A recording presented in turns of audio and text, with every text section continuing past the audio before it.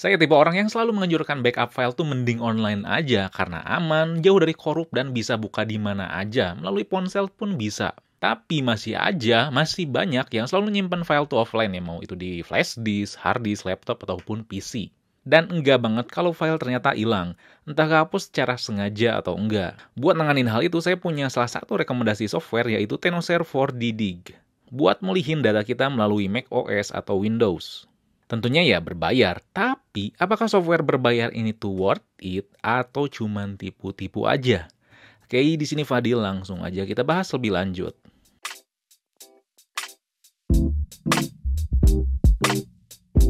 Sebelum kita mulai, Tenosure 4DDig ini lagi ngadain event Christmas and New Year sale sampai 6 Januari 2022 mendatang. Ada berbagai promo menarik kayak diskon up to 75% sampai draw event gratis dengan kesempatan dapat hadiah produk Tenosure, hard disk Seagate, dan lainnya. Kalian bisa klik link di bawah buat lebih lanjut.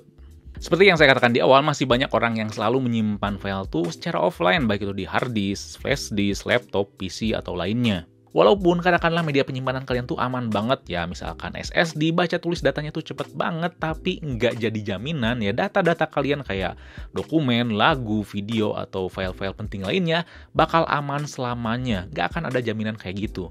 Masih ada kemungkinan kehapus karena kecerobohan sendiri atau karena virus. Atau juga karena misalkan nggak sengaja sih media penyimpanan kita tuh rusak. Dan jujur, walaupun saya tuh tipe orang yang selalu nyimpen data online, saya juga masih nyimpen data offline. Jadi ada kemungkinan juga data offline saya tuh bakal hilang atau misalkan rusak atau ya nggak sengaja kehapus. Maka dari itu, software buat recovery data tuh masih sangat dibutuhkan. Salah satunya adalah si Tenosure 4DDig ini. Yang perlu ditekankan adalah ini nggak bisa recover data-data di ponsel kalian ya. Kalau itu beda sistem operasi dan beda software juga.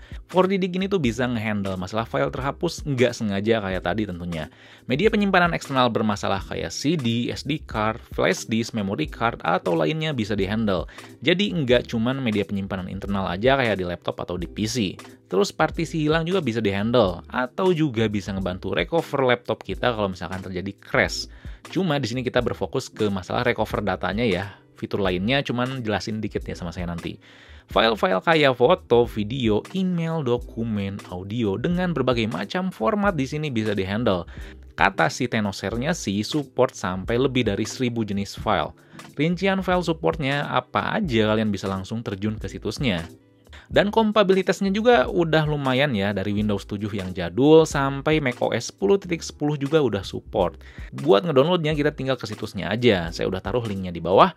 Terus kalian di situ tinggal download aja, ikutin langkahnya, nggak akan ribet. Yang cukup menyenangkan juga ternyata filenya tuh cuma 2 MB aja, jadi enteng. Sebagai tukang servis gadget ya, yang suka pakai software ini itu, UI si Tenosure 4DDig ini tuh cukup simpel.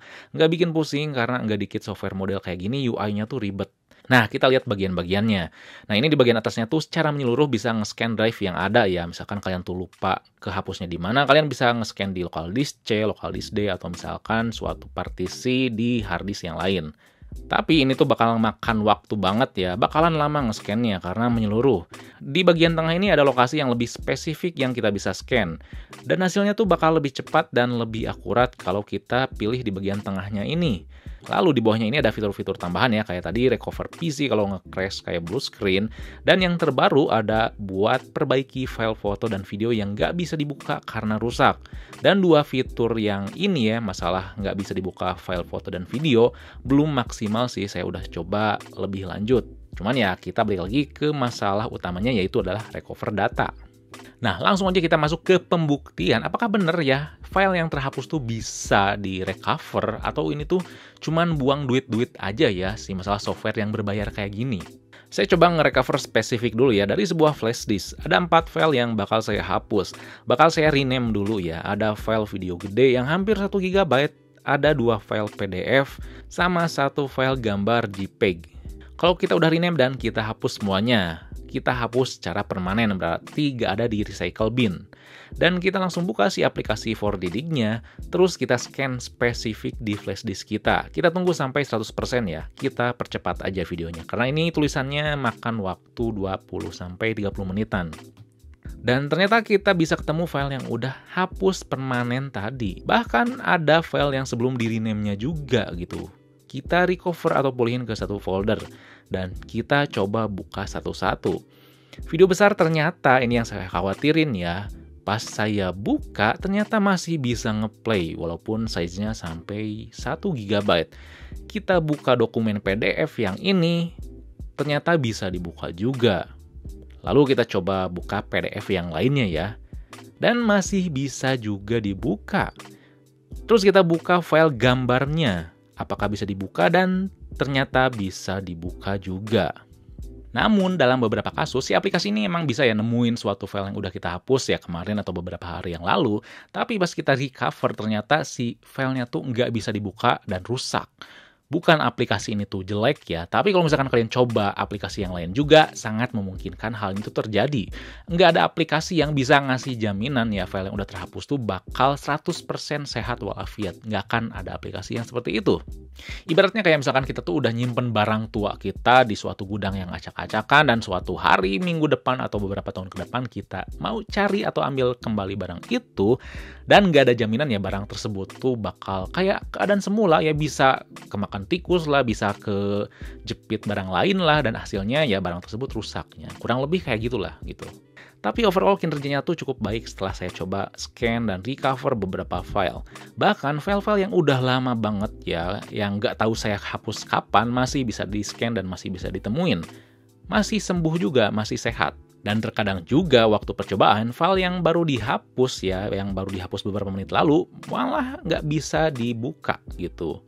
Kalau misalkan file yang kita cari itu ternyata ketemu tapi rusak pas udah di recover, kita bisa cari di bagian raw ya. Di sini memuat berbagai mentahan file yang ada di tempat yang kita scan sebelumnya, tapi dengan nama yang random. Harus kita cari, sabar, dan terkadang di sini tuh malah bisa dibuka setelah di recover ya. Jadi apakah Tenoshare 4D Dig ini tuh worth it buat dibeli? Banget. Aplikasi ini bisa nge-scan berbagai format file di berbagai media penyimpanan kecuali ponsel. Yang paling penting performanya tuh cepet dan fiturnya nggak neko-neko. Kalian bisa download aplikasinya langsung ya di 4ddig.tenoshare.com. Bisa pilih lisensinya mau sebulan atau lifetime. Dan kalau misalkan kalian tuh minat buat pakai software ini, kalian bisa pakai kode dari channel ini dan kalian bakal dapat potongan harga sampai 30%. Saya tulis kodenya di bawah ya. Dan sekali lagi saya tekenin ya, software recover data kayak Tenoshare 4D ini atau software lainnya nggak akan bisa ngasih jaminan bahwa file yang udah kehapus kemarin sore atau beberapa waktu lalu tuh masih sehat atau enggak. Itu tuh balik lagi ya, tergantung perangkatnya kayak gimana. Atau tergantung keparahan suatu filenya tuh kayak gimana.